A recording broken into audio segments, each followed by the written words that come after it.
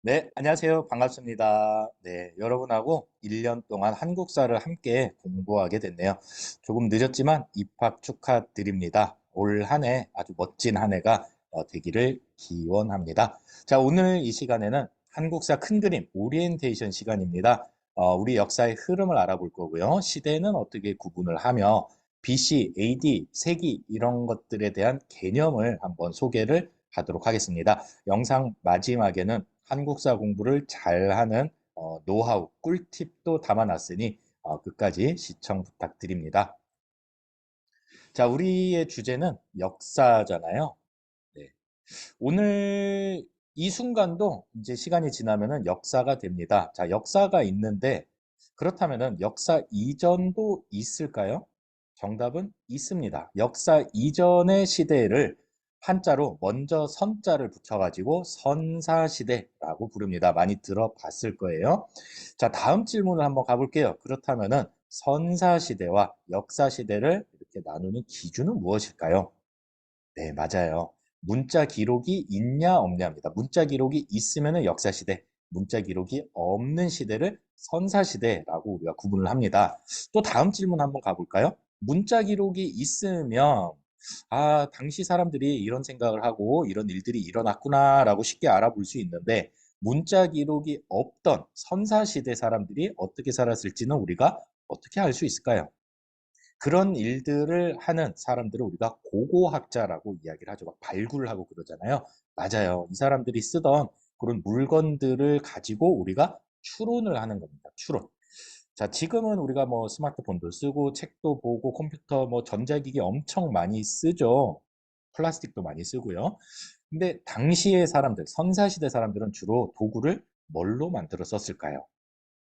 네, 맞아요. 돌로 만들어 썼습니다. 그럴 수밖에 없는 게 주위에서 구할 수 있는 물건 중에서 가장 단단한 게 돌이거든요. 예. 한자로 돌을 뜻하는 한자가 돌석자죠. 석자. 그래서 이 선사시대를 다른 말로는 석기시대라고도 부릅니다.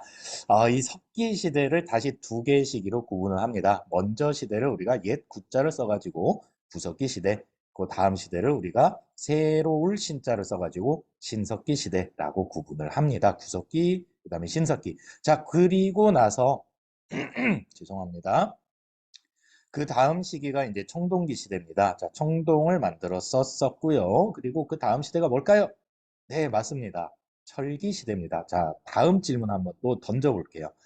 국가, 나라는 언제, 어느 시대에 처음 등장을 할까요? 이 네 개 시기 중에서.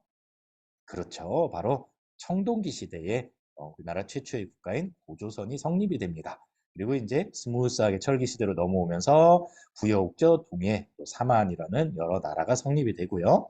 이게 대충 이제 세 개 나라로 정리가 돼서 삼국시대.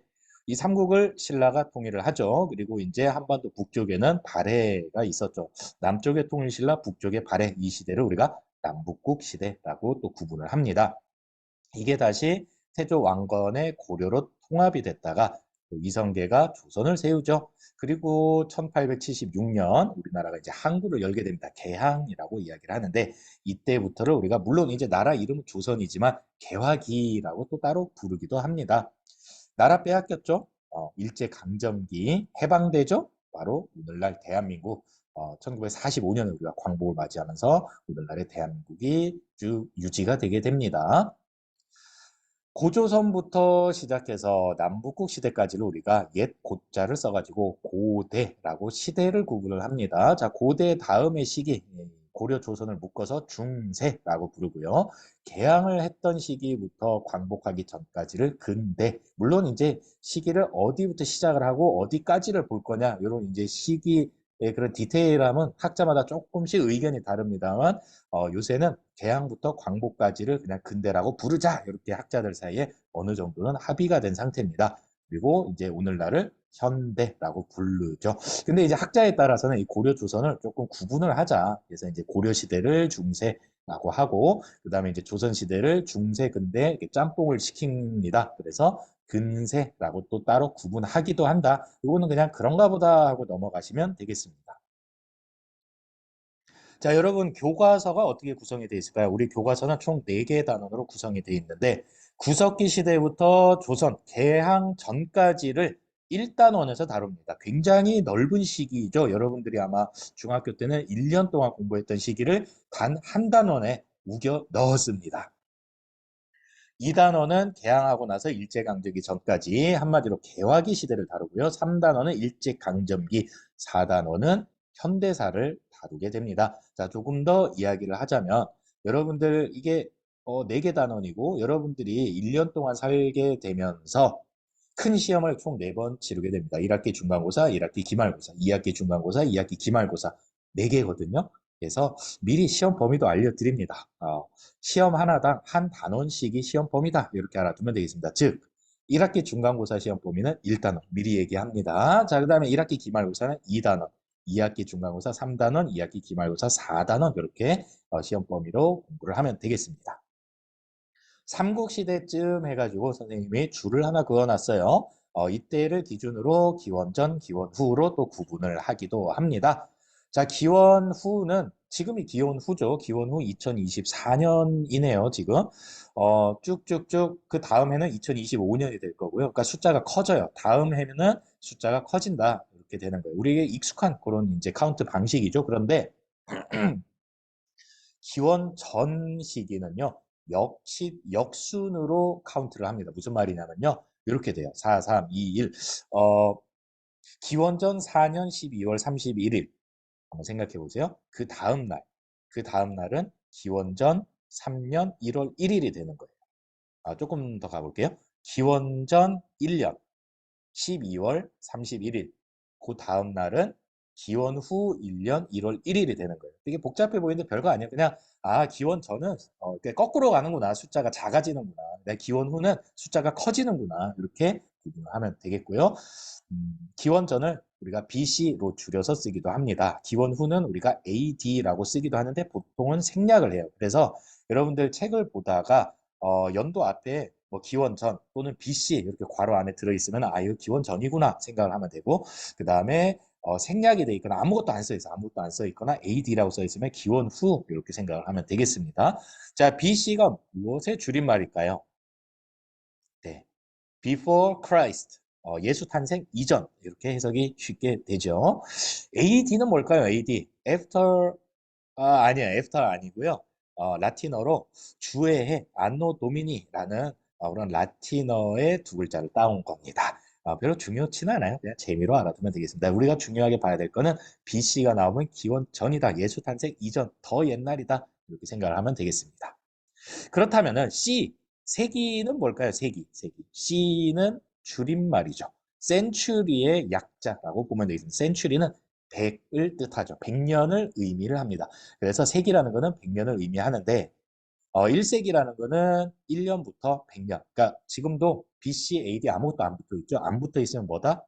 맞습니다. 기원 후다. 이렇게 생각을 하면 되겠습니다. 기원 후 첫 번째 세기, 첫 번째 100년이다. 이게 1세기거든요. 그러면은 1년부터 100년까지를 의미할 겁니다. 자, 2세기는 두 번째 100년 주기다. 이렇게 생각을 하면 되겠습니다. 101년부터 200년까지를 의미를 하고요. 3세기는 201년부터 300년까지다. 10세기, 욕한 거 아닙니다. 네, 10세기. 10세기는 몇 년부터일까요? 네, 1000년부터? 1001년부터? 아니죠.